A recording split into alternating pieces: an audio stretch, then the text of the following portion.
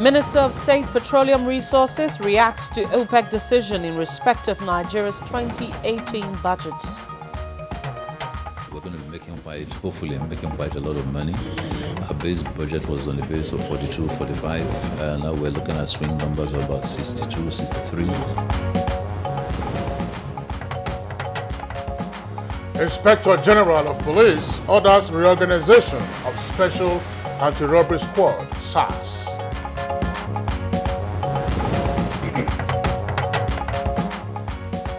NNPC says there is no plan to increase prices of petroleum products.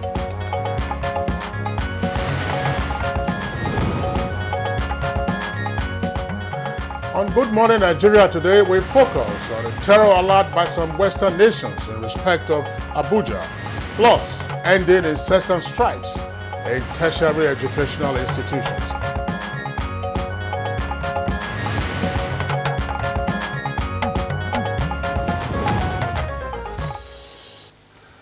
Now, for the third time this year, the non-teaching staff of the universities under the umbrella of the Joint Action Committee have embarked on an industrial action, pressing home their demands. Now, the members of the various unions had their first strike in January this year, another in September, and then the current one, which resumed nationwide yesterday, less than 4 months from the last one. And Kingsley, you may recall that in September this year, the union actually suspended the strike following a 10-point agreement reached between it and the federal government, and the unions with the promise to commence payment of the outstanding arrears of and allowances. Although the federal government released about 23 billion naira as part of the agreement, the unions were not satisfied with the mode of disbursement of that fund. Well, that is not the only demand of the unions. Now, other demands include non-implementation of the MOU signed between the two parties. There is also the issue of the shortfall in monthly emoluments and the alleged disobedience to the judgment of the National Industrial Court that called for the reinstatement of sacked teachers of the university staff schools, among other issues. Well, strikes seem to be a common phenomena these days in tertiary institutions, and just recently the Academic Staff Union of Polytechnics suspended its industrial action. However, that of the Joint Research and Allied Institutions sector unions is equally ongoing. Now, why are we continuing to have these incessant strikes in tertiary educational institutions, and what should be done to address the situation? And why should also the non-implementation of agreements be an issue? And why should government or agents of government get into agreements that could be challenging for implementation? Well, Kingsley, this is one of the issues we'll be dealing with this morning, and also on the program today we'll also focus on the recent terror alert issued on Nigeria, precisely Abuja, by some Western countries. That's right. Of course, the US and the UK, the two leading countries that have issued the terror alert with regard to the FCT this Yuletide season.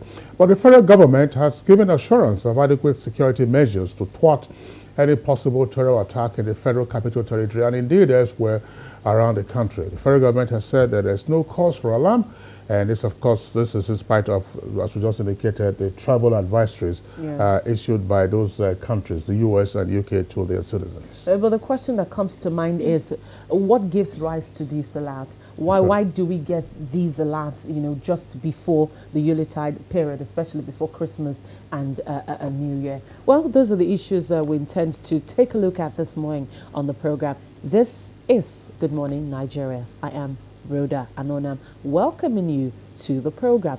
We're reaching you live from Nigeria, Abuja, that's Nigeria's capital city, and we're on the network service of the Nigerian Television Authority, NTA.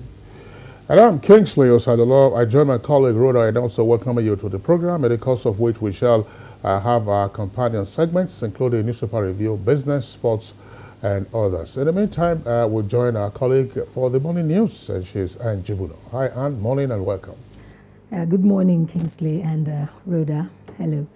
Good morning and welcome to the news. The Nigeria's aspiration for the 2018 budget from the oil and gas sector is not threatened by the decision of the Organization of the Petroleum Exporting Countries, OPEC. Minister of State, Petroleum Resources, Dr. Emmanuel Ibe Kachiku, gave this assurance at the end of the 173rd OPEC conference in Vienna, Austria. He said the assurance is as OPEC moves to institutionalize its operation framework with non-OPEC producers and sustaining stability in the global oil market. On a sustainable basis, I call on all of you to stay the course, with each member country taking full responsibility for its own contributions. And to protect the long-term interests of consumers, we must invest in capacity. At current numbers, we're going to be hopefully making quite a lot of money. Our base budget was on the base of 42, 45. Now we're looking at swing numbers of about 62, 63. So in terms of share volume, 30% increase in terms of earnings should help our budget. Should also create enough incentive for investments in terms of returns for oil companies. Those investments will translate to a lot of investments in the oil sector, provide jobs, obviously provide opportunities. Meanwhile, the Nigerian National Petroleum Corporation, NNPC, has again emphasized that there is no plan to increase the prices of petroleum products both at the ex-depot level and pump price ahead of the forthcoming Yuletide. The NNPC in a release says that the ex-depot petrol price of 133 naira 38 kobo per litre and the pump price of 143 and 145 naira per litre have not changed. NNPC says it has enough stock of fuel to ensure seamless supply and distribution of products across the country. The corporation enjoins motorists and other users of petroleum products to disregard trending rumors of an impending fuel price hike on some online news platforms. It has the full commitment of all downstream stakeholders, including petroleum marketers and industry unions, to cooperate in achieving zero fuel scarcity this season and beyond. The NNPC enjoins motorists not to engage in panic buying or indulge in the dangerous practice of stocking petroleum products in gallons at home. Following social media campaign tag #EndSARSNow, the Inspector General of Police, Ibrahim Idris, has directed the immediate reorganization of the Special Anti-Robbery Squad, SARS, nationwide, an instant investigation into all the allegations, complaints and infractions leveled against the personnel of the Special Anti-Robbery Squad across the country by the IGP X-Squad of the force. A statement by the Force Public Relations Officer, Jimo Moshood, says the action was taken following the controversy being generated from the allegations over the operations of the Special Anti-Robbery Squad, SARS. He said the Special Anti-Robbery Squad has been doing very well in fighting violent crimes such as armed robbery, kidnappings and cattle rustling in the country in recent times, and this has resulted in drastic reduction of incidents of the mentioned violent crimes nationwide. Senate President Bukola Saraki says it is unacceptable that over 30 million Nigerians are still infected with HIV/AIDS virus, representing the second highest country with the infection globally.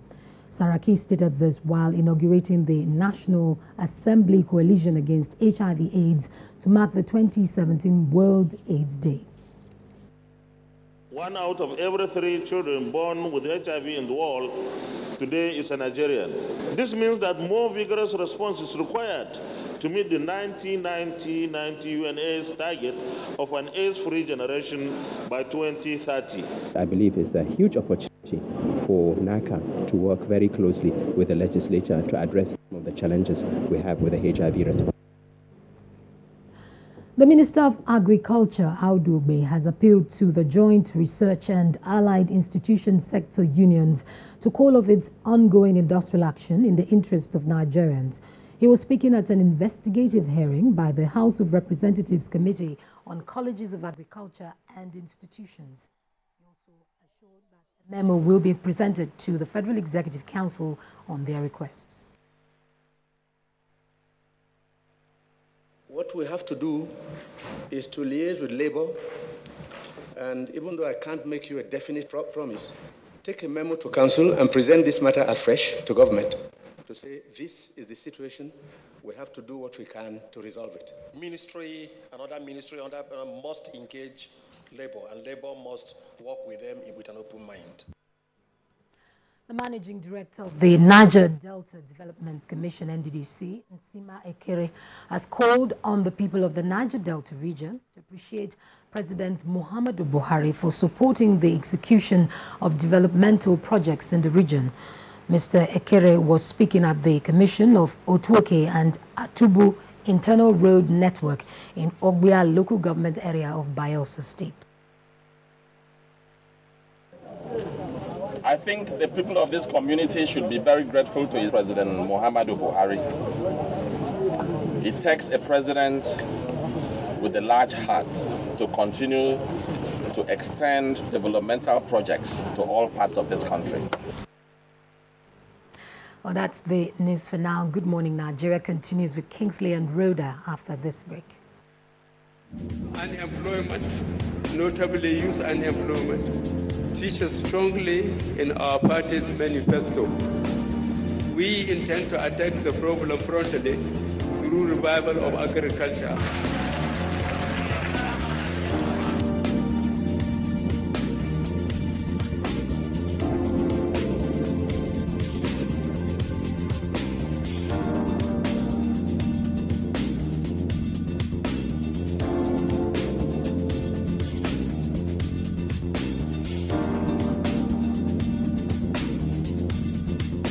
The 30K is going a long way. Actually, I bought an acre of land for 60K like 2012, and presently I have a cassava farm and a yam farm.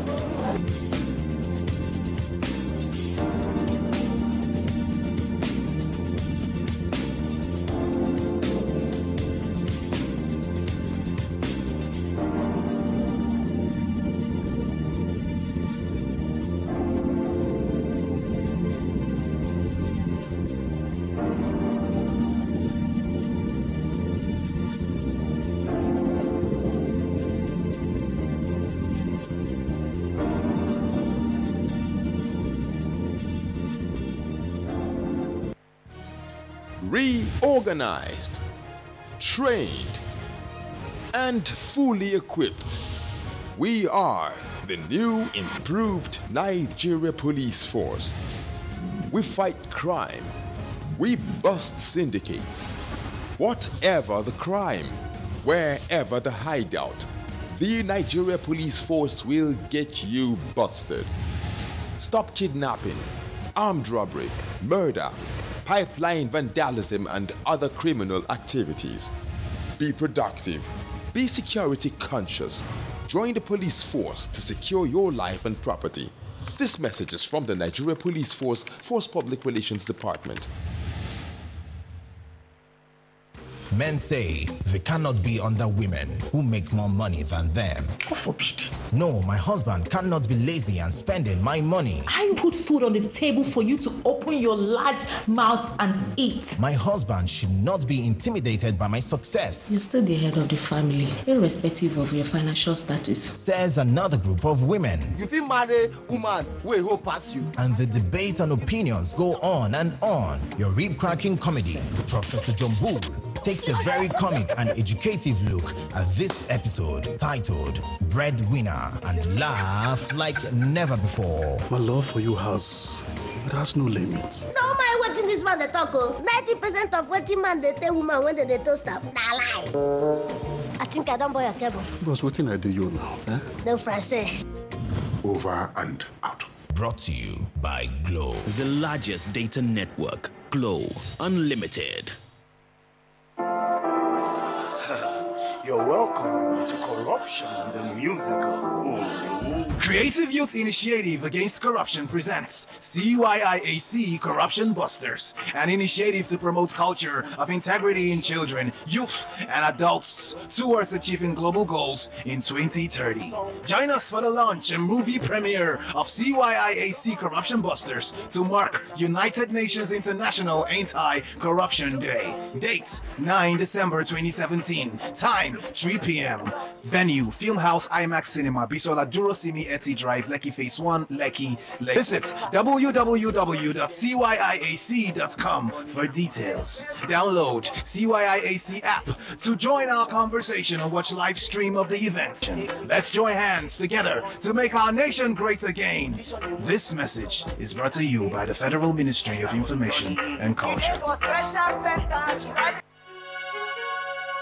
Your perfect family is under threat by germs. Infectious diseases are now the world's biggest killer of adults and children. Every day, 16,000 children under the ages of 5 and thousands of adults die from infectious diseases. These infectious diseases are caused by germs. They are everywhere.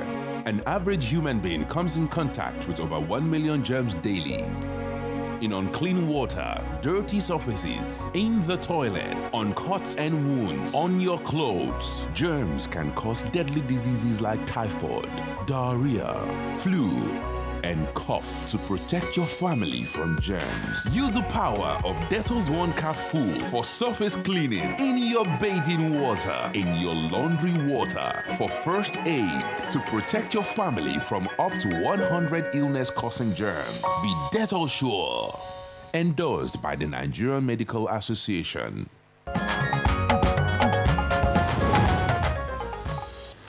Welcome back. If you've just joined us, this is Good Morning Nigeria. Now let's bring you up to date in the world of business as the Purchasing Managers Index, that's the PMI for November, shows an increase in the nation's manufacturing and non-manufacturing sector of the economy. Plus, the equities market opened the week on a bullish note. Let's get more details now from Kolo Mohammed. Hello, good morning, and thank you for joining us on Business News. The Purchasing Managers Index PMI for the month of November has been released by the Central Bank of Nigeria, with figures indicating appreciable expansion by both manufacturing and non-manufacturing sectors of the economy. The manufacturing sector expanded at a record pace in November as all 5 sub-indices accelerated during the month. Notably, employment continued to rise at a quicker pace, pointing to a steady improvement in the labor market conditions in recent times when compared to 2016. However, survey responses indicate that export demand remains soft, while the inflationary environment continues to pressure import and output prices. The non-manufacturing PMI was by far the highest in 2017, suggesting a marked month-on-month improvement in the broader services sector of the economy. Similar to manufacturing sector, all 4 sub-indices expanded at a faster pace, led by business activity and new orders, pointing to a strengthening aggregate demand. Once again, agriculture was a significant mover, closely followed by utilities, then finance and insurance. On the whole, a brighter 2018 is expected. This is predicated on receding inflation rates and possible monetary stimulus, continued stability in the foreign exchange market, and improvements in consumer spending power and aggregate demand. Meanwhile, the target for an exchange rate convergence between the interbank and the parallel market remains in sight as the Central Bank of Nigeria continues to make sufficient forex available in the market. Inflation rate is one major indicator that has felt the impact of the CBN forex policy as it continued its downward trend as at the last data released by the National Bureau of Statistics for the month of October. The reduction in inflation rate witnessed 3 months consecutive downward trend in October. The Naira maintains its firm grip against most international currencies, exchanging for 305 to a dollar at the interbank and 360 at the parallel market. Forex intervention by the CBN since inception is put at over $14 billion. And finally, the equities market opened the week in the green as NSE All-Share Index appreciated by 0.08% to close at 37,974.58 basis points. Time now to bring you a graphic outlook on how trading went down on Monday.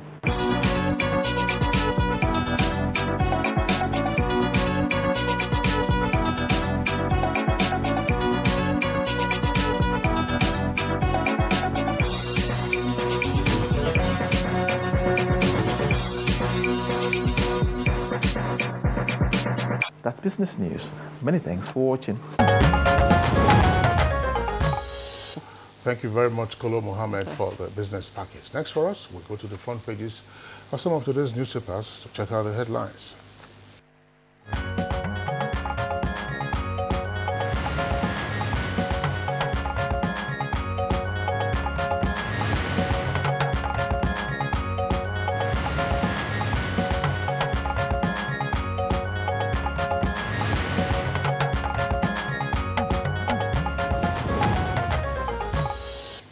All right, our regular newspaper reviewer, Bayo Atoyibi, is already in the studio. Bayo, good morning. Good morning, Rhoda. Good to see you. Awesome, awesome. Good morning, Nigeria. That's right, Bayo. There's a photograph that is common to all the papers that we have. Five of the papers that we have this morning. And the photograph, of course, is a human interest story. It's a young boy, Ali Ahmadu. We all remember that some months ago he was flown to Dubai for surgery. Now, let's take a look at the photograph from New Telegraph. That's what you're seeing there. Chibok boy, overrun by Boko Haram, returns after surgery. Says, I want to be a policeman to save lives. So you can see the New Telegraph photograph there. The photograph of boy Ali before and then after the surgery upon his return. As I said, that photograph is also on the front page of the Blueprint newspaper. You see him there on arrival yesterday in Abuja. He was in a wheelchair, and then you see him strolling back into the country after the successful surgery. That photograph, as we said, is common to all the front pages of the 5 papers that we have. All of them. Yes. This day has the same, it's also a side picture story. It's not the main picture story, but then it's just by the side of the main picture story there. Chibok boy Ali Muhammad Hamadu returns to Nigeria after a successful surgery in the UAE. A very infectious smile there and walking very gallantly by. Yes, I think the New Telegraph got it right by describing him as Chibok boy and not mentioning his name. It's a violation of the Child Rights Act to give out the name of anybody who is an infant who is involved in that kind of trauma he went through. His identity is required to be protected. But be that as it may, the boy who, after surgery, doctors gave about 4 weeks before he would started walking 48 hours immediately after surgery. And he has crowned that by arriving in Abuja yesterday, and he walked. It will be recalled that in September, when he was taken away, he was in a wheelchair. He arrived walking briskly at the airport. A foundation, Dixon Sanomi, provided what has been described as $63,000, equivalent of 70 million, for the process of his passages, hospitalization, and recuperation. The foundation is to work with the family for post-surgery attention. Furthermore, another foundation, this time Televeras, has announced educational scholarship for the boy from up to the university level. The whole package was put together by a global initiative for peace, love, and care. The boy says he wants to be a policeman. Wow, interesting. Yeah, but I was just wondering, I mean, that's, the nature of the story is not one that is likely to harm his interest. Yes. So mentioning his name wouldn't be a violation of the Child Rights Act or the Child Rights Law that is applicable in any particular environment. If you're offering a scholarship... Not only that. If you're offering a scholarship, the name of the recipient or the awardee should be known, I believe. Well, we saw him on the screen a moment ago. You see, the media should lead in respecting the rule of law. The Code of Ethics of Journalism prohibits that. The Nigerian Broadcasting Code in broadcasting also prohibits that. So let's play by the rules. That's just about that. All right, but I'd like to take you to the lead story on some of the dailies, and that's the return of Atiku to the PDP. It's trending on some of the papers that we have. There's a lead story. There's a lead story on some of them. New Telegraph and the Independent. It's also the lead story for this day and the Punch. But the Punch writes this way: Mark Afi says no deal made with Atiku as precondition for his return. Mark Afi, no deal made with Atiku as precondition for his return. With a writer there, Okowa rolls out convention plans as 7,000 Taraba APC members defect. The Punch couched it this way: PDP panel bans presidential ticket campaign at convention. PDP panel bans presidential ticket campaign at convention. That's on page 7 with the rider. Atiku writes McAfee visits party headquarters today. Of course, that's a development story. We'll get to see. Well, as we said, that story is also the lead for both the Independent and the New Telegraph. Yeah. Which is captioned this way by the New Telegraph, coming with a kicker. 2019 presidency. PDP to Atiku, forget special concession and automatic ticket. With 2 riders, ex-vice president, all I want is level playing ground, and party bans campaign posters at convention ground. You read that already from one of the other papers. Details of that story can be found on pages 2 and 11 of the New Telegraph. Now, no special consideration for Atiku. That's also the lead. Now, with the rider, Arewa youth gone for Southwest chairmanship candidates. Now, there are other headlines. Let's take those ones very quickly. From the New Telegraph again, we'll return to the New Telegraph. Just at the foot of the front page, below the photograph of the Chibok boy, it says, Inspector General of Police probes SARS.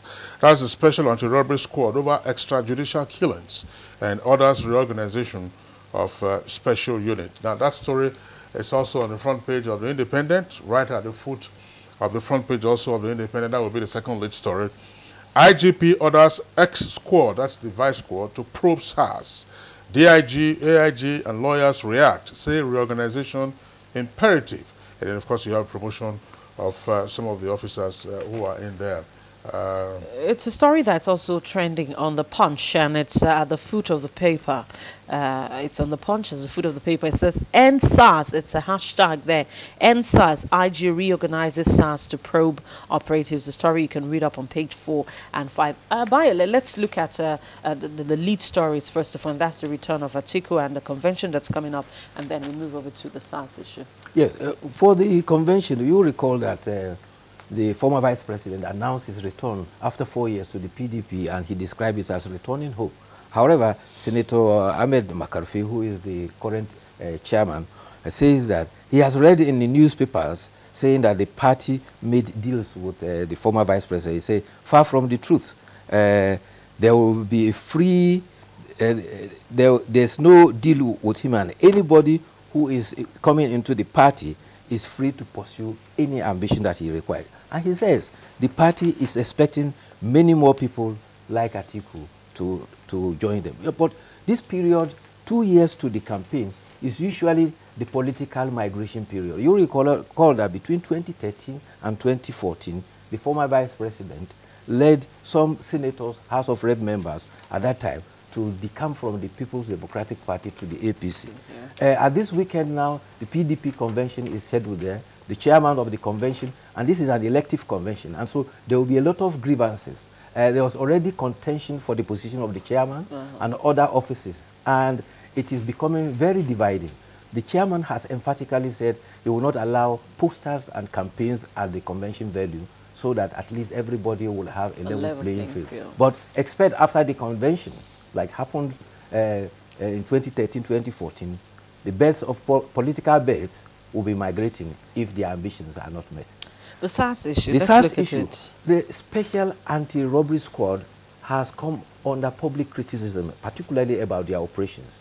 And many have accused them of abandoning the mandate for which they were established. Sometimes they dabble into what has been described as civil controversies. And therefore, the Inspector General of Police has now directed that the activities should be probed, and not only that, the operations of the Special Anti-Robbery Squad should be brought into conventional and current policing systems. All right. Now, there are conflicting headlines here. We also, of course, heard that from our story earlier in our bulletin, and this has to do with the current situation with fuel supply. Yeah. Now, there's a story here from Blueprint. It's close to the foot of the front page of Blueprint. One of the many headlines there on the front page. It says, no plan to increase fuel price. That's according to the NNPC. And the story is on page 16. It says, no plan to increase fuel price, NNPC.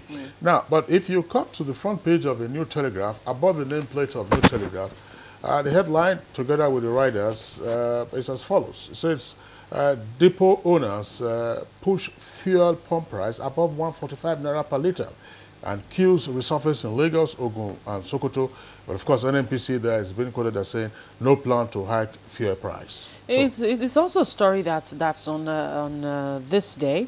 And it's just above the nameplate of this day. It says, to stem growing fuel queues, Kachiko orders release of products in storage. That's on page 9. And even in the FCT here, Alanda, just yesterday here in Kuje, the whole of Kuje filling stations in Kuje were not even selling, at all. I think there is a problem of artificial scarcity. Yeah. And the Department of... panic buying has started leading already. to panic buying. Now, I think the Department of Petroleum Resources must get its act together with the NNPC. NNPC keeps telling us that they have stock that will last far beyond Christmas. In Sokoto, already queues have been reported. And petrol distributors are saying of the 200 filling stations in Sokoto, only about 20 has petrol. And only yesterday in Ondo State, in Akure, the filling stations were short. Why? Because the owners say that depot prices have increased. So, in between the depot, the NNPC and DPR, something is happening that the agencies need to get the acts together. Bayo, it's just the depot thing you were talking about. That's the story that, as you said, is atop the nameplate of the New Telegraph. Yes. Now, it says that a survey by the newspaper, that is New Telegraph, showed that the over 44 depots in Apapa now sell the product far above the 133 Naira and 28 kobo ex-depot price, while some sell for as high as 142 Naira per litre at the depot. Now, which means that if a marketer buys at that depot price, there's going to be a markup, which then, of course, goes well above 145 the ceiling which is the ceiling that has been established. As you indicated, this is a matter for the DPR, NNPC itself, and others, to weigh in. Kingsley, let me quickly take just a couple of headlines on the Punch, and that's above the nameplate. It says, Okorocha swears in sister as happiness commissioner. That's on page 11. Okorocha swears in sister as happiness commissioner. And the one of interest to me is on page 24. That's federal government discusses with Arica London route return with the UK for some time now. Arica has not been going to the UK. Well, in Imo State, you have 28 new commissioners. And one of them is Commissioner for Happiness and Couples Fulfillment. And that portfolio is to be occupied by Ogechi Ololo, a sister to the governor. The other puzzle I have now is that the tripartite non-academic staff unions, SANU, NAS, and NASU, have resumed what they describe as indefinite strike.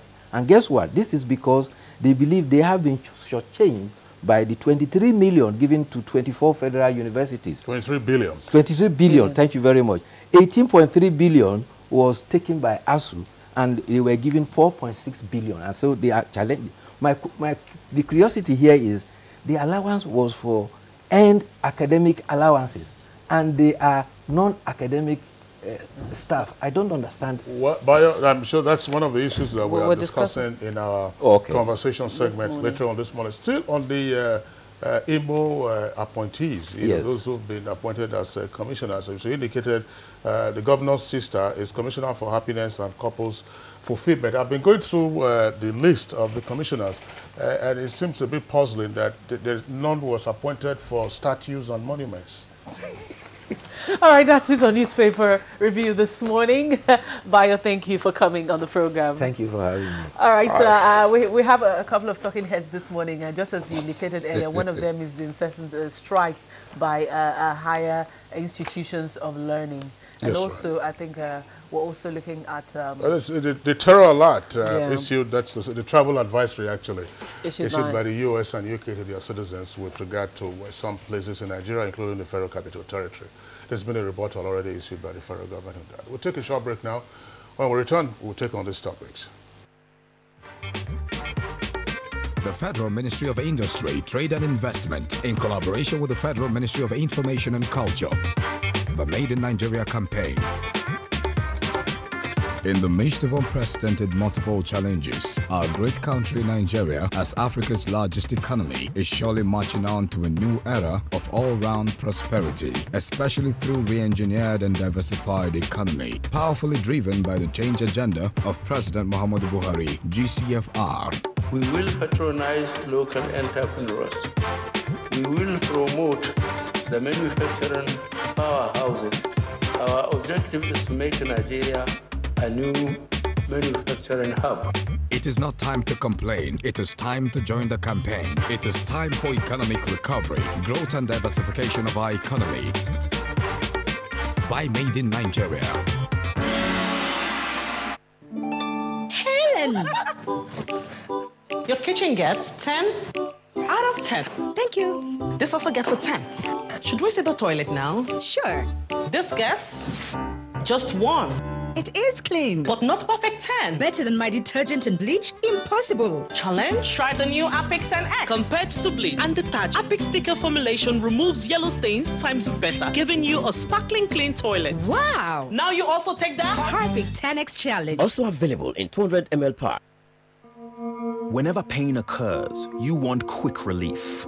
Try new Nurofen Express. It goes to the source of pain and gets to work in under 15 minutes. That's why Nurofen Express delivers fast and effective relief. New Nurofen Express works at the source of pain. Fast. Being a mom is great, but when your child has a fever, you don't know what to do. I trust Nurofen for Children to take care of my child's pain and fever. Effective relief you can trust. Dettol team is visiting schools to teach children how to protect themselves from diseases. Do you know how we get illnesses like diarrhea, cough, and cold? No! They are spread through germs which are everywhere. You collect germs that cause diseases. You pick up germs from any surface, like when you don't wash your hands after going to the toilet while playing. And then you can get sick because of germs.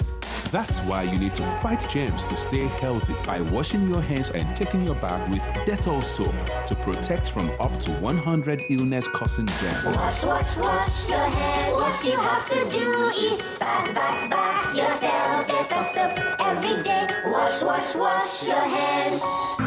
Hate speech is not a joke. It incites genocide and crimes against humanity. Most of Africa's civil wars are caused by hate speech from one tribe against another. We don't want it here. The Nigerian government stands firm against hate speech. I was distressed to notice that some of the comments, especially in the social media, have crossed our national red lines by daring to question our collective existence as a nation. This is a step too far. One nation bound in freedom, peace and unity. Nigeria, one nation, one people. This is a public service announcement brought to you by NTA.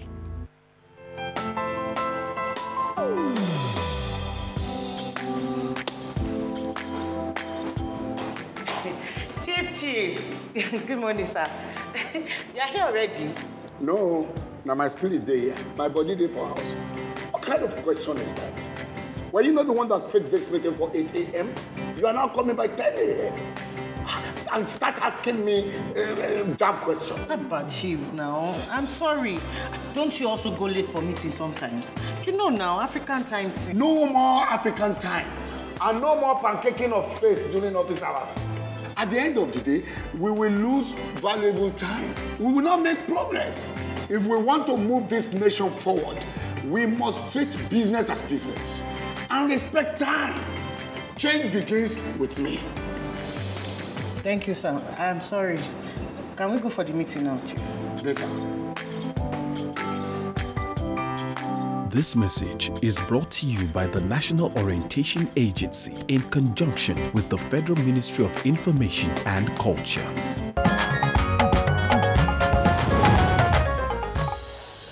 Welcome back. This is Good Morning Nigeria. Now, for some time, some Western nations have been issuing alerts on the likelihood of attacks in some states in Nigeria. And just a few days ago, another alert was issued to the effect that suspected terrorists might attack the FCT and elsewhere. We'll join Ngozi Chude now as she tells us more in this background report that she's put together.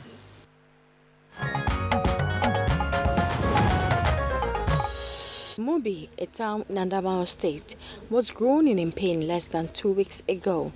since the Nigerian army pushed the militants away from the territory in early 2015, not much has been heard until the incident. Boko Haram, in its characteristic manner, invaded the town and left many dead. The northeast has been in the eye of the storm since 2009.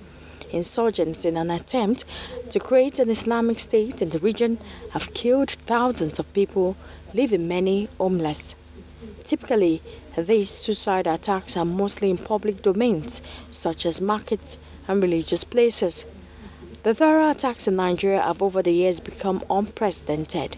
However, the present administration's vigor in fighting terrorism seems to be matching up to its talk with massive degrading of the insurgents. Nonetheless, the latest travel advisory by some Western countries alerting on impending attacks in Nigeria have left many uneasy.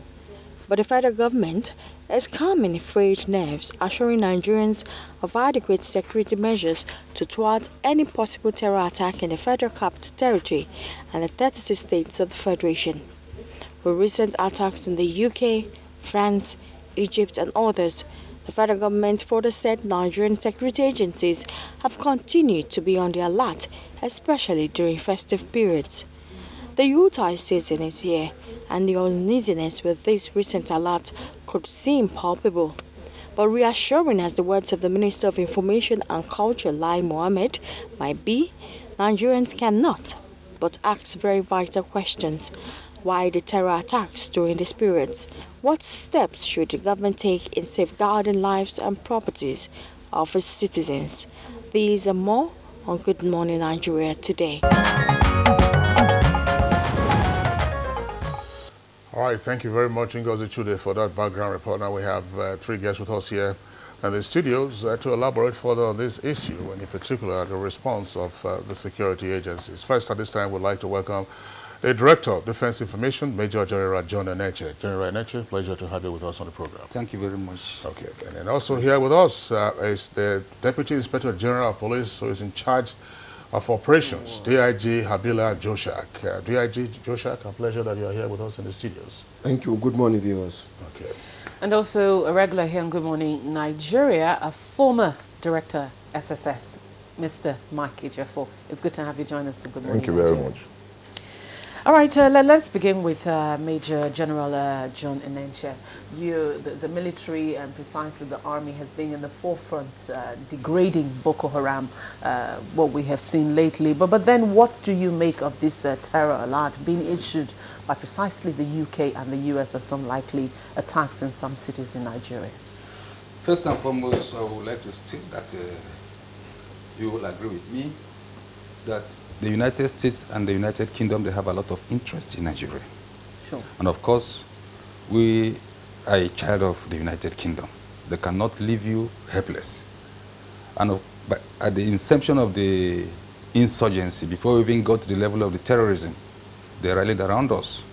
And when they got to the, the stage of terrorism, particularly at the kidnap of the Chibok girls, they came out in full force. Since that time, we have been working together, sharing information at strategic level, operational level, and tactical levels. And of course, what we make out of this in the military is that it is the ISIS calendar that their allies in Nigeria, I say allies because there are some that have not been declassified, in addition to the Boko Haram terrorist group that we have, which we begin to roll out at the appropriate moment. But what we are doing is that we now look at some actions, non-kinetic actions to take to nip them at the bud. Now, that is what is happening. Is their calendar they are playing out. And once it starts, it is just like a global thing. That is why the fight and war against terrorism is not supposed to be an isolated one. It's a global thing. So this warning is coming at the heels of credible information confirmed based on their timetable and program, which we have seen them unleashing from Egypt to Syria, across all over the whole world. You know, terrorism, it takes different forms. It is not the religious fundamentalism alone. Other ways and other means, particularly in the United States of America, their own terrorism, how does it manifest? in the way of maybe terrorizing people when people are gathering and all. Violent extremism against other social grudges that they have. So that is what is playing out. It is real. And what do we do? In the military, we are proactive. As I speak to you, yesterday, amongst the series of meetings that we have been having, operational and strategic meetings, trying to give up to tactical directions, we are on it. And now it's supposed to be an all-stakeholder affair, and that is why I'm happy being on this program this morning, so that we can carry the civil populace along. I want to state clearly that it is just like everybody's supposed to be a security personnel now. As far as I'm concerned, we are distinct. We are different because we carry arms. We are distinct because we operate at some levels above the normal people. I mean, when I mean normal people, permit me to use that language, all the other populace, people in the society. But this is the time that we need them more importantly than ever when such security alerts are issued, so that they can give us information, quick information that we can convert to credible intelligence and then act on it. Now, we have this information also. Even before the United States of America and the UK came out with the information, we have it that they are targeting, or they have targeted crowded places. And I want to specifically say that with this information now declassified yesterday, where it happened some time ago, like Nyanya, that spot was one of it. And every of such likes, even right to Kogi State, their sleeper says they have reawakened it. That was what we were told. And how did it happen? Some of them who ran away from Sambisa Forest, saying that they are repentant, they have now gone back as we were. I mean, we got the information, which we tracked, and we discovered that it became intelligence, and we are working with it. So it is very, very true. What do we expect the public to do? Look to your left, look to your right. At the bus stop, at the shopping mall, any funny movement, report it immediately to any security agent that you see around you. And that was why we came up in the second quarter of this year at the defense headquarters with this Together We Are, to ensure peace and security in this country. Conducting exercises amongst the Nigerian Army, Navy, Air Force, and other security, police, NEMA and all. And we are now advocating that let every Nigerian, every person in this country regard himself or herself as a security agent, and let us work together. Yeah, and by the time we do that, I believe everything now will be demystified. Of course, I can still remember the slogan, if you see something, say something. Say something, that's right. General Eneche, thank you very much. We'll come back to you. Let's bring in the Deputy Inspector General of Police, Habila Joshak. DIG Joshak, you're in charge of operations. What do we know from the side of civil policing? Thank you so much. I would like to remind us of police tradition in security architecture. During Ember Month, we have what we call the Ember Month, and it starts from September. We've noticed over the period that during this period there seems to be increase in crime and criminality. And as such, we used to issue out what we call the operation order for the Ember Month. We've done the one for this year since September, and we're on it. Whatever threat analysis that has been done by these embassies, we've keyed in. And like I said, the Nigerian police, if you look at our activities now, you will discover that there's a lot of visibility policing in most of the cities, particularly in the FCT and other major cities during December month. You will also notice that there are stop and search at various points to try to look out for those of them that would want to bring in anything that could be a harm into the major cities. You will also notice that a lot of stakeholders meetings are ongoing in most of the state commands in the Federation, collaborating with the Police Committee Relations and Police Public Relations Committee. We also have the Eminent Persons Forum.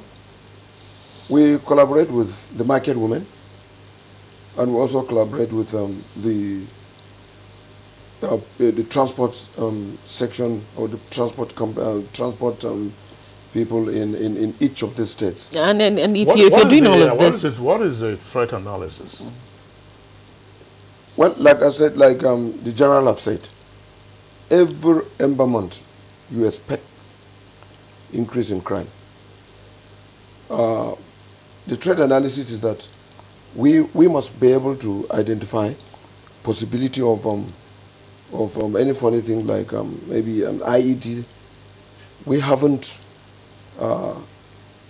no doubt that it could happen. And that's why we have stepped up our security procedure, security architecture, and show presence, and then raiding that we're doing in some areas that we identify as places where these people could come and hibernate in order to carry out their nefarious activities. This is what we're doing in the city. Yeah. All right, but just in terms of your spread or response, what are you doing with regard to the highways? You had a few years ago the Operation Safe Corridor or so, which was again during the Ember months. We know that that's a time you have a number of criminal activities on the highway. Motorists enjoy themselves. Are you having a reenactment of that? Yeah, when I talk about visibility policing, we've completely don't want to block a road and search people, particularly the highways. What we've done is to show presence at some points and then continue to rove around, going up and down in vehicles, and expecting that the criminals would be kept off, because once there's presence of policemen out there, and so we're not actually blocking, but we're really showing presence in states and roads and highways that we know they're prone to crime. All right, DIG Habila, thank you very much. We'll come back to you. Let's bring in Mike Ejiofor into the conversation at this time. Mike Ejiofor, former director of SSS. How do we contextualize the travel advisory from which the terror alert has been gleaned? Namely, the UK and the US advise their citizens who are in Nigeria or coming to Nigeria what to do when they are in here or why they remain in here. How do we contextualize that against the background of the dramatic degradation of Boko Haram? Yeah, the General Nature rightly captured the whole situation, and I think it's a trend. And based from previous trend, you can focus on your threat analysis. So we have had a trend. You remember the Nyanya bombing, you remember the Madala bombing. These were during Yuletide. And it's not only during Christian festive periods, even during the Islamic festivals. We also have this trend of these people trying to attack. So it is normal, but like the government has assured, there's no cause for alarm. And I think with this initiative taken by the NTA to bring the top management of the security forces, you have the defense spokesperson here and the DIG, that will assure you that the government is concerned about the security situation in the country. But we should not stop there. Like I said, government has given assurance, the security forces are also putting their acts together to see that things are put in place. But we should go beyond that. We should work towards synergizing. It's not a situation where the army will be working differently, the police will be working differently, the SSS will be working differently. For now, I believe there is synergy. There is what we should improve on it. Like yesterday, I had an opportunity. I went to Imo State because of this program when I was called. I just had to rush back.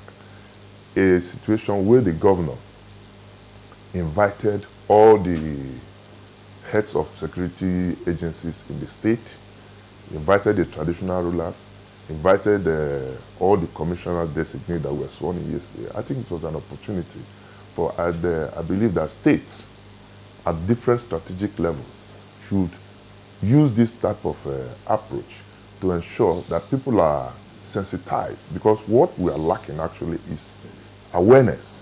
People don't know what to do. Even people who have information have nobody to contact.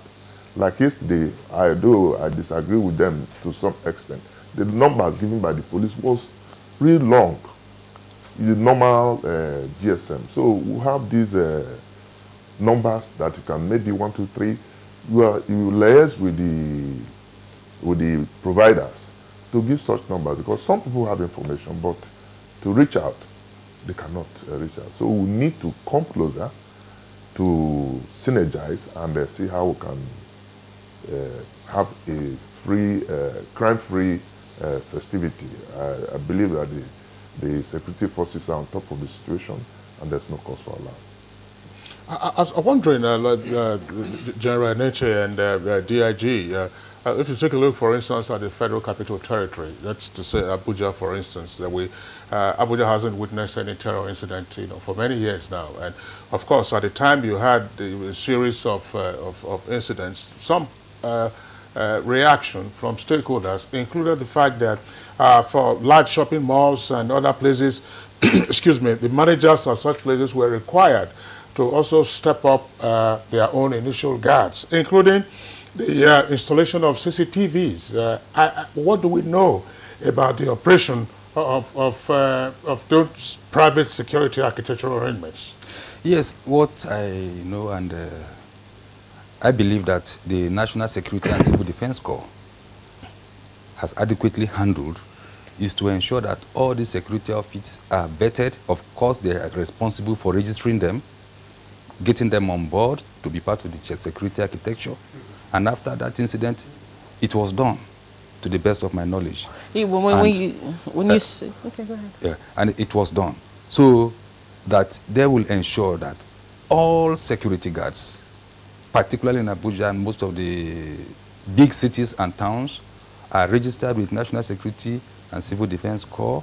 They are vetted, and then they monitor them, which they started then, so that we will not have a case of impostors, people that will infiltrate as security agents. Meanwhile, there could be agents of terrorists and perpetrate those acts.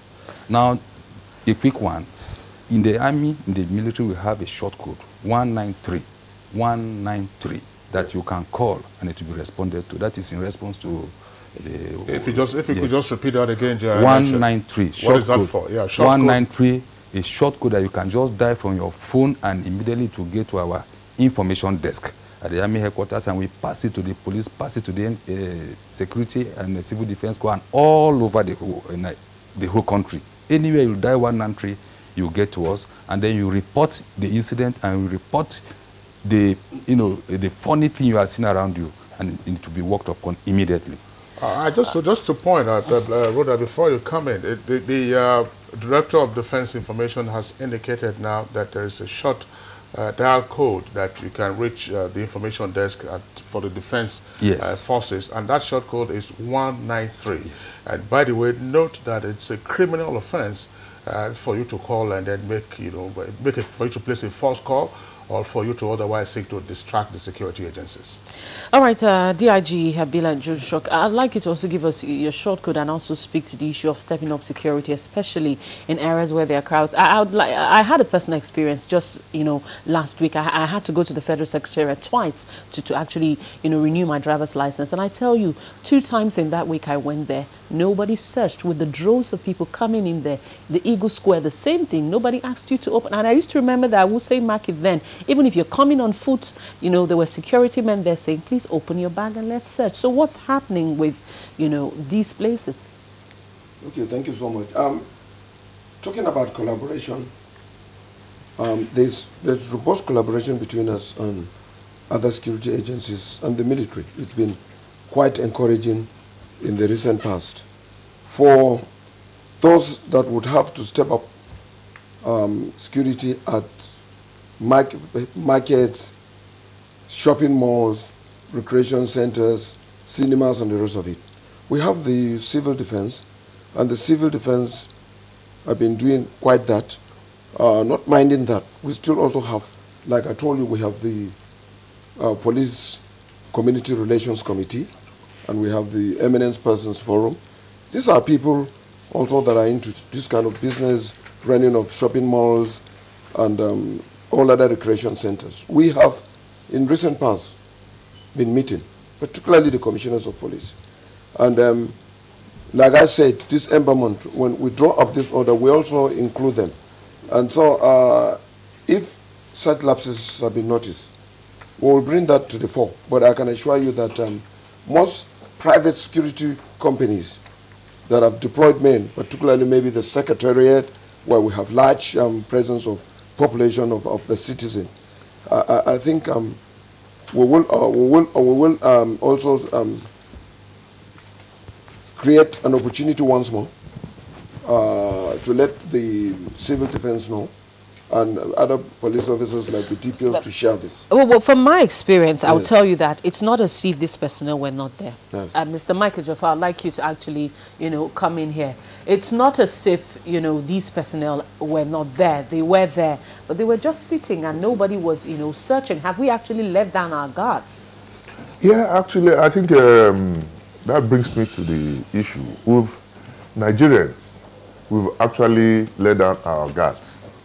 Because of the, at the height of it, when we had situation in Abuja here and the environs, you see people were searching, there was intensification of searches, and you can easily see, you go to churches, you see people who are also taking precautionary measures, go to mosque, but since the situation relaxed, we also tended to relax, which is not good for us. So we need to awaken our consciousness now to go back to those old days, especially within this youth period. The police, I agree, is doing the much it can do, but because of the challenges they have. Like I suggested in one of the forums the other day, the police need to also, at this period, withdraw some of these guards or details that are very many outside, to even people who are not supposed to have this protection.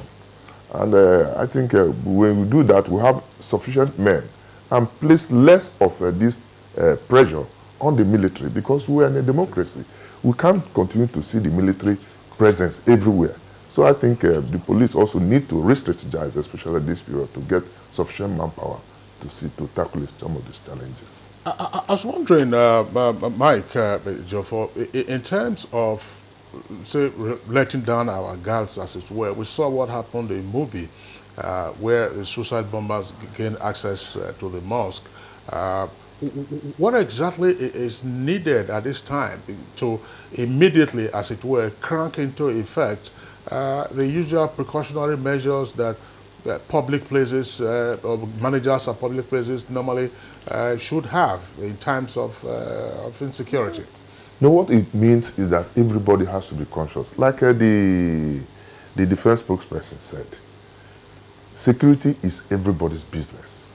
We should not leave it to our security agencies alone. They are part of the society. So we need to put in measures like scanners. You have these handheld metal detectors, create barriers for people to, before coming into the churches or mosques, especially this period. It's very, very critical. You should even set up security coordinating committees in various strata. Among the malls, they should have their own committee to tackle security challenges emanating from this. That's the only way we can go for now. Well, let's come back to DIG Abela Joshak. In terms of numbers, I mean, this is the peak of the Ember months. In terms of numbers, what do we know about either the level of incidents of criminality, the number of arrests or busts that have taken place, and what have been the most frequent types? I mean, kidnapping is virtually all over the place. It was the latest, of course, being Senator Ayo Arisha, from Ekiti, who's been picked up by kidnappers, according to the report. But what are the numbers showing us? Well, for some of the prevalent crime that we have in this country, it's kidnapping. Kidnapping is a less exposed kind of crime that does not really put the criminals in great danger, and yet they egg a lot of money through the what we call the ransom. And most kidnaps in Nigeria are KFR, that is kidnap for ransom. Sometimes you wouldn't know who is a kidnapper. And that's why people run foul of it. Sometimes a man that is decently dressed, that is offering you assistance in showing direction, or the man that you think you can relate with will turn out to be one. And so kidnapping has been responsible for increase in some of this crime. We've had not less than 3,000 arrests made. There are real confirmed criminals. Those ones are being processed through the justice system. Mr. Jafo was saying something just recently about the fact that the codes that the police has, they're kind of long, you know, and sometimes so people find it difficult calling those numbers. Yes. I'm sure you have a short code, but then what efforts are you making to have more short codes that people could report to? I can assure you, as I live here, I'm going to relate to the PRO. I know that directive have been given to collaborate with them, the service providers, to have them. I will send them in right after this time, so that it will really help. Shortcut. Yeah, shortcut. Yes. Well, whatever happened, there was a shortcut sometime, it was 122 or so. 122, yes. Well, what happened to that? It doesn't work this time around. I'm why, sure. why, what is the challenge? I'm sorry, DIG. What is the challenge in getting it to work? I mean, the people, you have rap artists, you have all kinds of persons who have been singing over the years about 911. 911 has been working and is still working in those places where they have it. Yes. Why did we set up 122 and after a while 122 just collapsed? I'm sure the service providers, I think if we collaborate more, we're likely to have that. And as I live, I will ensure that, because I think it's going to be very, very useful. So 122 is not working anymore? I don't think so.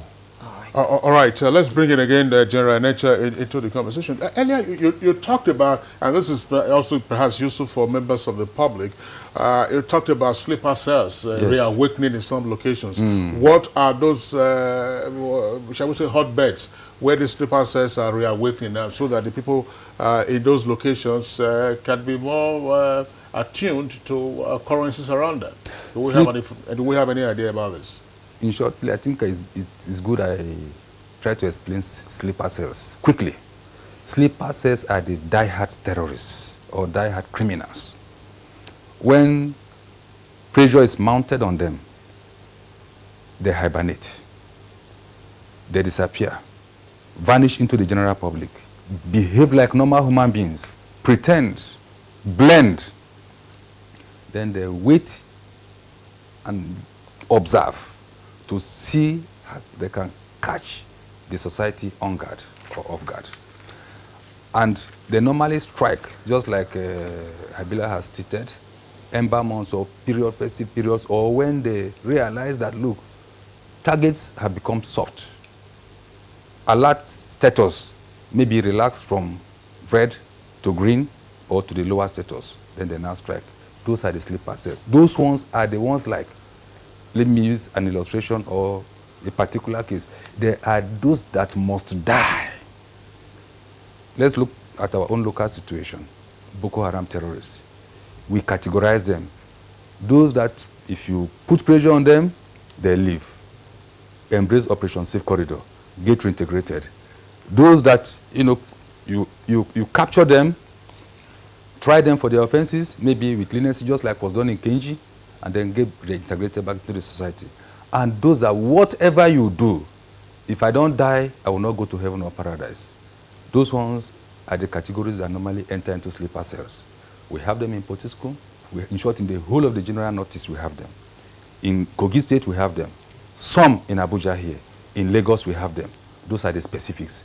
Then you'll be surprised to know that even in the southern part of this country, southeast, we have some of them there that are into sleeper cells. In the northwest, we have them there. Around Sokoto, Gusau area, we have them there. Now, the difficulty is that getting credible information to convert into intelligence and then nipping them or getting them arrested. So these are the people that are in the sleeper cells. And how do you identify them? One, generally, somebody comes out in the morning, goes out throughout the whole day, come back, and you don't know the kind of work he or she does, report them to the appropriate, security agencies, so that they can now check them out and vet them, profile them, and in some cases, to a large extent, we have succeeded in that regard, particularly in Borno and Yobe states, to get the people out of the sleeper cells. So those are the sleeper cells. So the general public must watch out for these people in the sleeper cells. All right, Major General John Enete, Director of Defense Information, would like to thank you for being part of our discussion this morning. Thank you very much. We also would like to appreciate DIG Habila Joshak, who is DIG in charge of operations, Force Headquarters. We thank you for being part of our discussion this morning. Mike Ejiofor, former Director of SSS, we are grateful for your being part of our discussion. Thank you. All right, we have some tweets coming in from our viewers who are actually watching and sending in their suggestions and sending in their comments via Twitter handle. It is at NTAGMN. You can be a part of this discussion this morning. If you have any information, if you have any questions, you have any comments about our discussion this morning on the terror, alert. And of course, the security agencies are here to respond. And we have some tweets here. The very first one is from Mike Anyaku. Mike Anyaku says, Nigeria security architecture should be very alert in all ramification. The general public should complement security efforts by giving necessary information to any suspicious movement. We must definitely defeat terrorism in its entirety. Terrorism is evil against humanity. Ikechukwu Wisdom has this tweet. It says this has to do with cooperative intelligence gathering. Steve Bond 007 tweets, I agree with the SSS ex-director. We need the police in every state to give us simple phone codes. Jack Solomon said the Nigerian government must not fail to act swiftly to address the causes of the attack. We'll continue to pray for our military. And Omogbola on Babs tweets, he says the leadership must in any way wave off such threats. These guys already are deadly and can make true their threats. The lives of ordinary Nigerians should matter to the federal government. People who can waste lives of young innocent girls and use them as suicide bombers should not have an iota of humanity. Festus Akimboyewa tweets, time for Nigeria to use cyberspace and communication to decimate the threat of Boko Haram. Government should aggressively take security threat awareness to the people across the country. Monday, and Nwaku says, please, what do we do about some stop and search points on the highway which are manned by people whose uniforms are not known, with suspicious cars parked by them? Okay. Sunny Michael Amakoji, so long as we continue to play politics in both the modern and traditional media, that these elements have been defeated, whereas they are still with us, they will continue to unleash mayhem on innocent Nigerians. Victor Ohasumwa tweets, he says, it's reassuring to hear from our guests that they're taking the terror alert seriously and beefing up security challenges.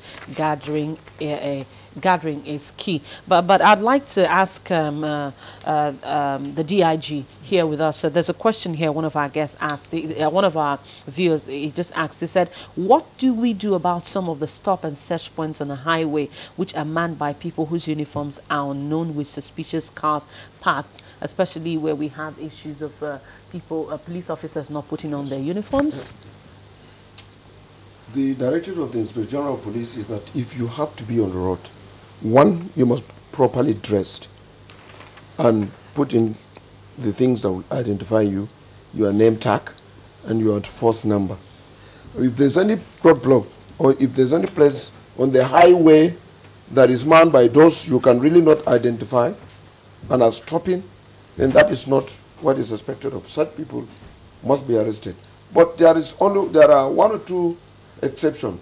If an offense has been committed and the criminals are taken to flight, and there's a need for us to arrest them, then there could be an order that the road be blocked and look out for specific vehicle and people or persons. And that one will be a very short and short-lived directive. But outside that, we do not allow people to come to the road in a uniform you cannot really place and without identity. such people are not likely to be police. If they are, we have what we call the X squad, and we have records to show of the number that have gone that way and have been arrested and also tried. That's what we're talking about now. But part of the complaints that people had against some members of SARS had to do with the fact that they didn't appear oftentimes to be in their regular uniforms. Sometimes they also drove around in unmarked buses, vehicles, and unmarked, particularly buses, minivans, and then picked up people, which some kidnappers have also used. So, what is the situation now? Yeah, we've had that, and yesterday, I'm sure you saw the Inspector General of Police issuing a press release. Copies are available, but they were everywhere. Number one, the Commissioner of Police is aware of such complaints, and what we've done in the few days is he has appointed a Commissioner of Police to coordinate the activities of SARS all over the Federation. He has also appointed Chief Superintendent of Police or as Superintendent of Police in the various states to head the SARS.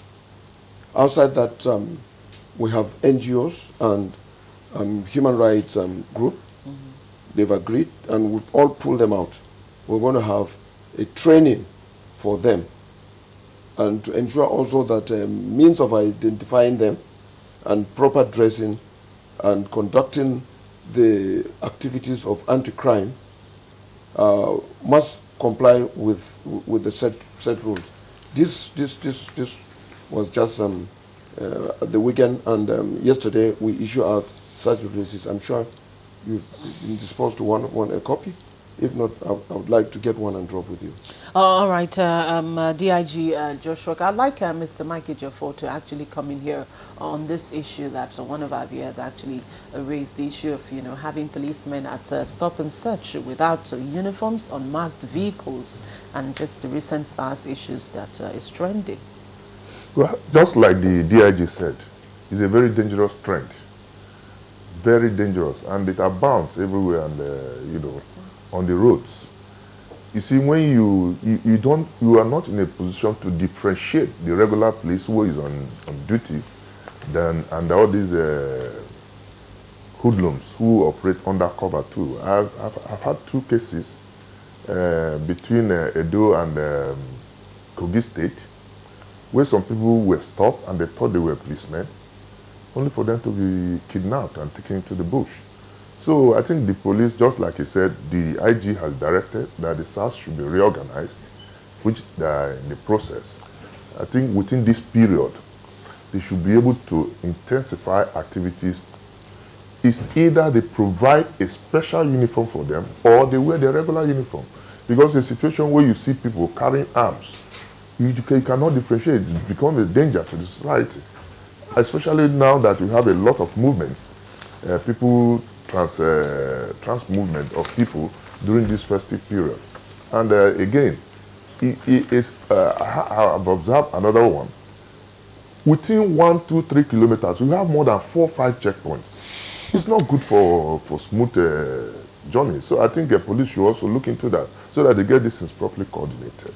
If you actually do the Warri Imo routes, if you're coming from Warri, that's another place that you have more than I could actually count on road. You could more than 50 checkpoints. Yes. Not Warri Imo route, more than 50 checkpoints. And I was wondering, what is happening? And you see, that's the point I'm making. At times you see the checkpoint, they are seeing themselves, and they will stop you on the other point. I travel by road a lot.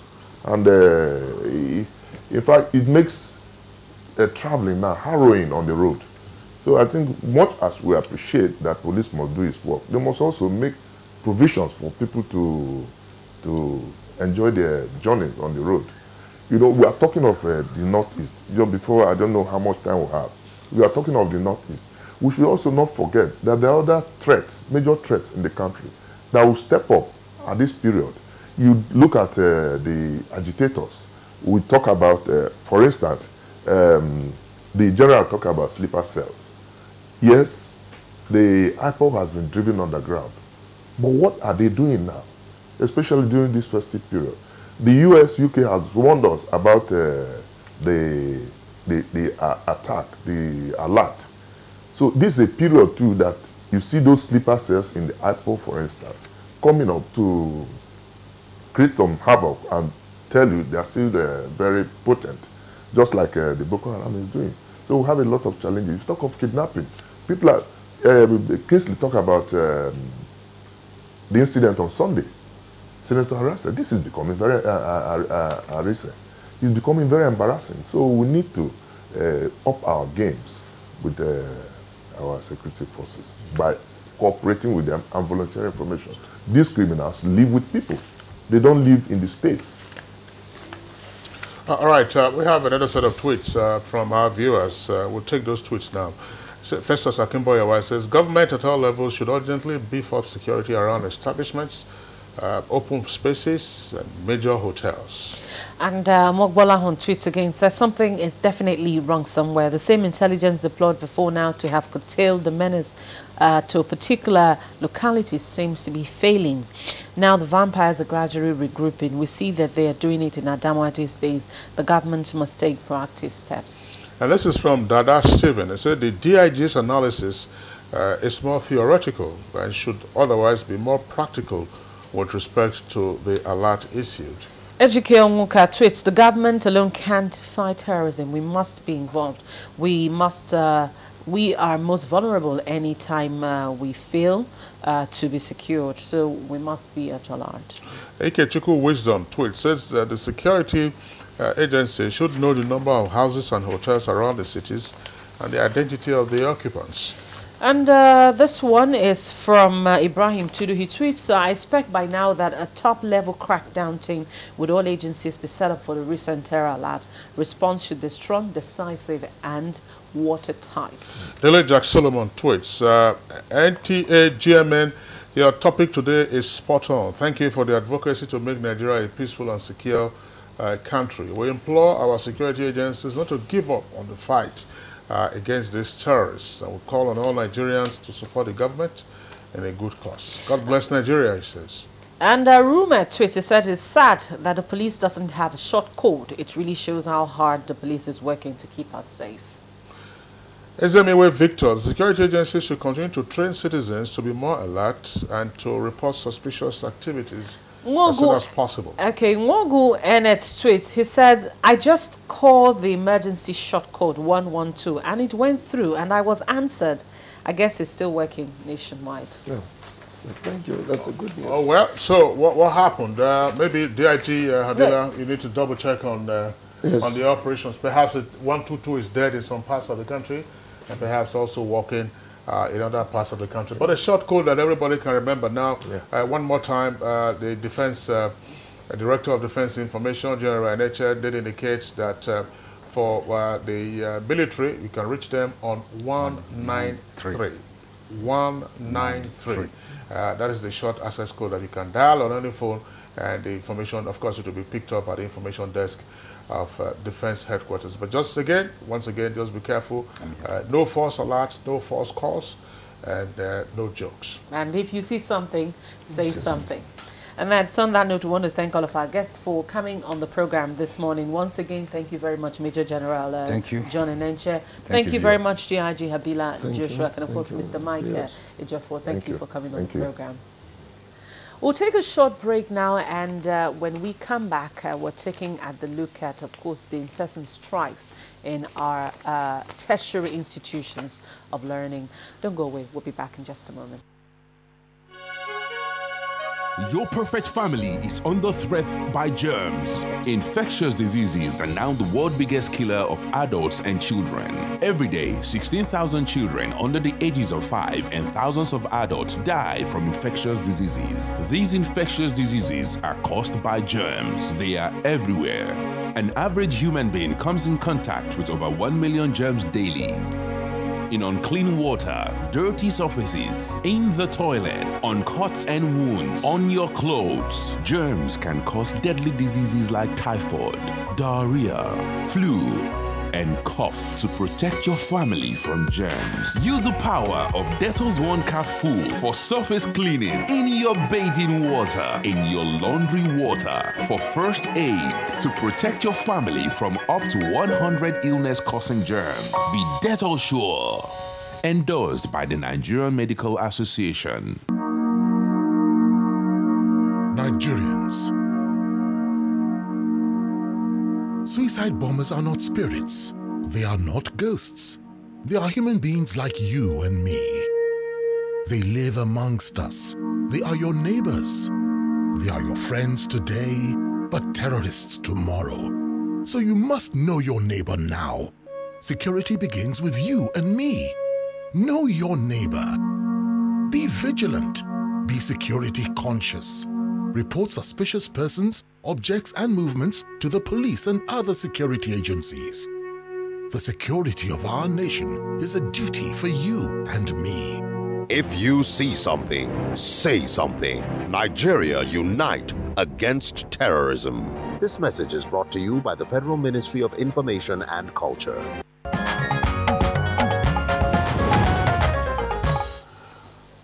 All right, now yesterday, non-teaching staff of universities. Non-teaching staff of Nigerian universities resumed their nationwide industrial action. Now, the members are demanding, among other things, full implementation of the 10-point agreement that reached between them and the federal government, and this was in September 2017, just about 3 months ago. All right, so what is the nature of the strike? And why are they on this strike now? Are there other matters that have not been disclosed? We have joining us to discuss this issue in greater detail from our Ibadan Network Center.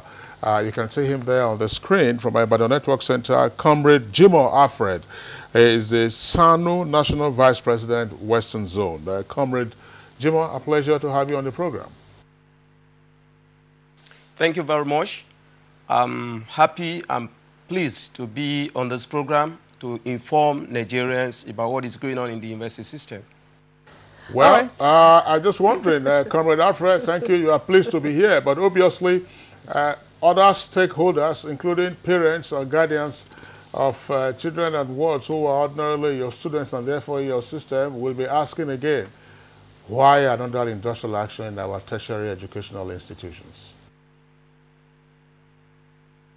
Well, I want to first and foremost put on record that we, as non-teaching staff of Nigerian universities, we are not happy going on strike. We're not happy shutting down the system, but we will have to do that when we have no other means. More so when our integrity, our importance in the system is being relegated to the background. Remember, too, I want Nigerians also to remember that we, as members of these unions, we are also parents who have our children in the universities, and we cannot be happy to see the children being sent home all of the time because of the strike. But Nigerians should also remember that members of these unions in the universities, they also need to earn their salaries, to earn their wages, to be able to do their responsibilities in their homes. So I want to put on record that parents and students should understand with us that we particularly non-teaching staff of Nigerian universities, we are not strike freak. We don't go on strike at the drop of the hat, except when it becomes, extremely necessary for us to do that. Comrade Alfred, what are your agitations now? What is the issue on ground? Well, if we are talking about the agitation on ground right now, I want to inform Nigerians that in 2009, precisely November 2009, the federal government of Nigeria, after a very prolonged negotiation, signed an agreement with all the 4 university-based unions. The non-teaching staff 3, that is SANU, NASU, and NAT, and the academic staff unions 4, signed agreement with them. And this agreement was to take effect was backdated to July 2009. As we speak now, the agreement is largely unimplemented. They have not been implemented at all, just, sparingly implemented. Now, coming to the present issues, Nigerians will recall that in September, the non-teaching staff union, the academic staff unions first started a strike action. And the things they were agitating for also bordered on the interests of the non-teaching. And because we have been circumspect in going to strike, we have been having dialogue, writing letters to government. Government has not answered us. But when ASU started their own strike, government, went on and started negotiation with them. So we, the non-teaching staff, felt, okay, our letters are not working. Our press conferences are not working. It is only strike that government understands. So we also gave government the notice, and we went on strike. At the end of which government eventually called us and constituted a conciliatory committee headed by the Honorable Minister of Labor and Employment. We were there, and government told us that the things we were agitating for have been taken up by the discussion with ASU, that we should go and call off our strike.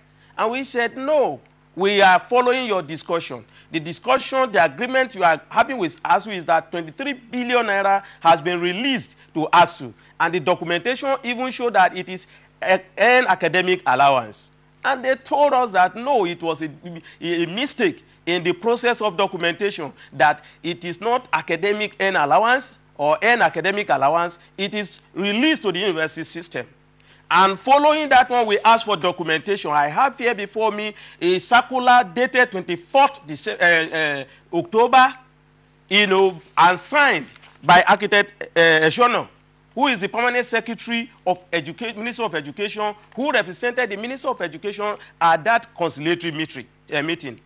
And in that circular, a table was attached to it that distributed the 23 billion to each universities.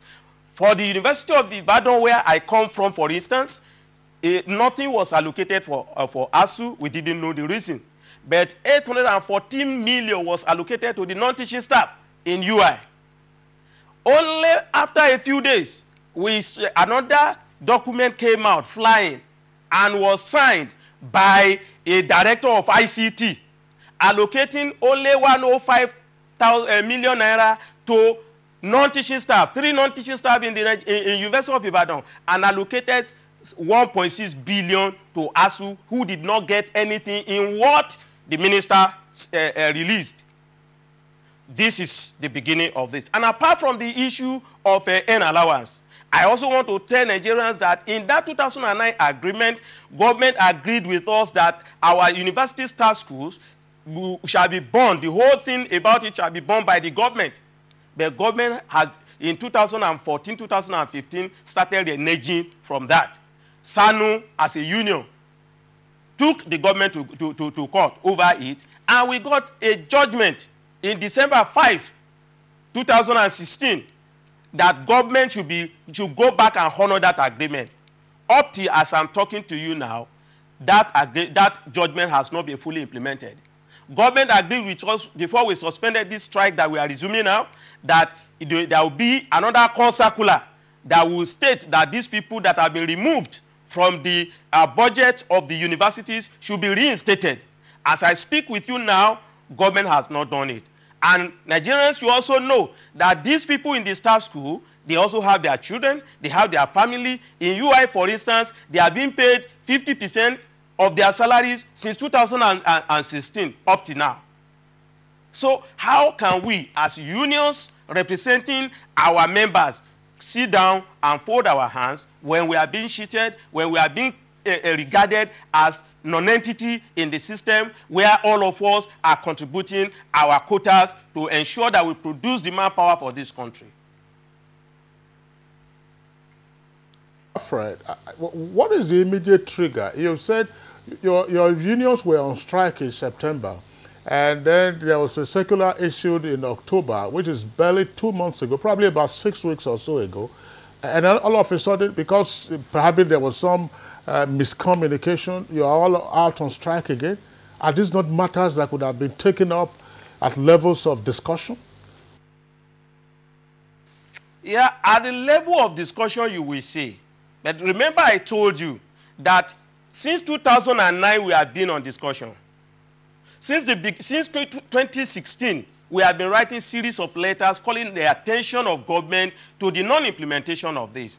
And even after we discovered this anomaly, this sort of backdoor thing that went after Architect Eshono has released something, another one came with the director of this. We wrote to government, giving government 1 week to react to what we have just seen.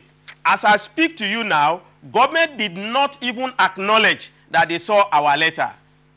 They didn't respond, and we gave an ultimatum of 1 week that failing government responding to our letters, telling us why they are the one that was sent by the minister, the permanent secretary of education, is now going to be subsumed by the one sent by the director of ICT in the same ministry. We don't know when the director now takes precedence over the PS.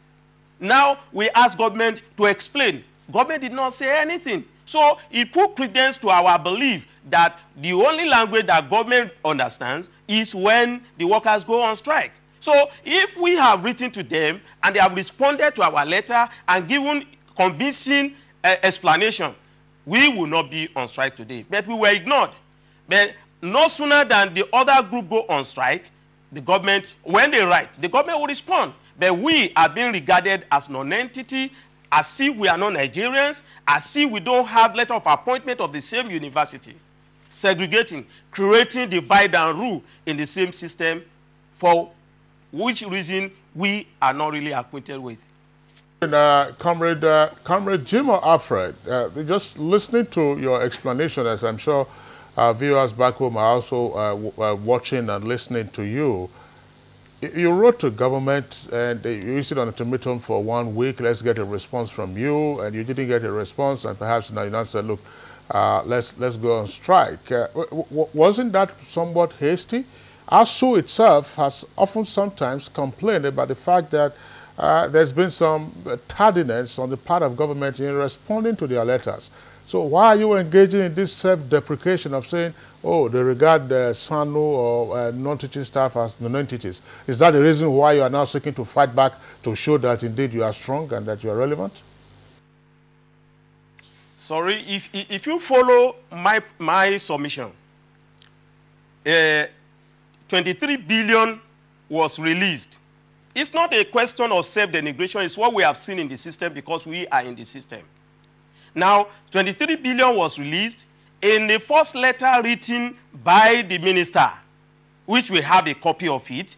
It gave 15-point-something billion to ASU and 8-point-something billion to the non-teaching. We were still querying that one when another letter from the background came out and said that only 4.6 should go to the 3 non-teaching, while 18-point-something should go to the teaching. Now, we wrote to ask. They are not answering us, as usual. We know that it is when we go on strike that they will invite us. It has been the trend. So it is not being hasty. If we don't take any action now, chances are that nothing will be remedied again. And if nothing is remedied, then we have failed our members in the responsibility of leading them. So we are not being hasty. We are only trying to use the language that government seems to understand. Still going to speak to the issue of being hasty, because looking at an economy that is just trying to rejig itself again and just coming out of recession, wouldn't it be also, would it be out of place for me to say that, you know, SANU has been impatient and that, you know, all of these strikes has its impact on our education system? Well, with due respect to you, madam, it will not be appropriate to say that SANU is hasty because the economy. Remember that SANU, NASU, and NAT are also in this same economy. For the records, let me say that since 2015 to 2016, the university staff have been receiving shortfall in their salaries, percentage of their salaries. We have taken it because we understand that the economy was bad. Now, we are going to the festive period. Now we have some of our members who have been thrown out of their job for no fault of theirs, because somebody rose up one day and said government should no more fund staff of universities, schools. And these people are also living in this same economy. So we are aware that the economy was in recession. But we have been told that the economy is out of recession now. And if the economy is out of recession, properly so stated, then why should government release 23 billion and try to do a kind of divide and rule?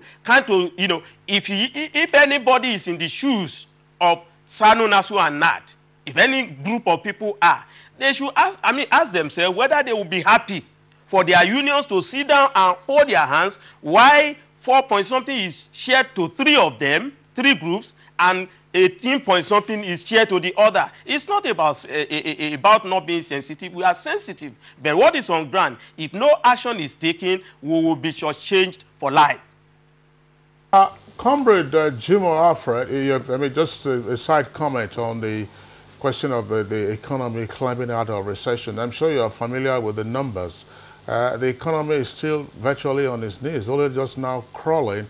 And the growth rate, of course, is still very small. We are looking at projections much better for 2018. That's on the one hand. On the other point, the non-teaching staff have also complained about not being paid their full salaries and so on and so forth. Last week on this program, we took a look at the country's educational system. And in particular, we discussed primary education, secondary vocational, as well as tertiary, and the issue of funding. It has come up that universities, as it were, have been engaging staff on their own. And then you expect the federal government to continue to bear this burden, including those of, your staff schools and so on and so forth. Nobody appears to have control, over how non-teaching staff are recruited in the universities. Is this not part of what is blowing the budget apart for your various institutions, and why you're having some financial crisis in some instances, and therefore perhaps also providing an instigation for your industrial action? Thank you very much. I want to put on record and inform Nigerians that the strikes that are taking place in the Nigerian university, so-called incessant strike, they are induced by 3 factors. One, the factor of insincerity on the part of government to obey CBAs, that is collective bargaining agreements. That is a big factor. 2, the factor of not honoring, not properly funding the university. And 3, the corruption in the university system.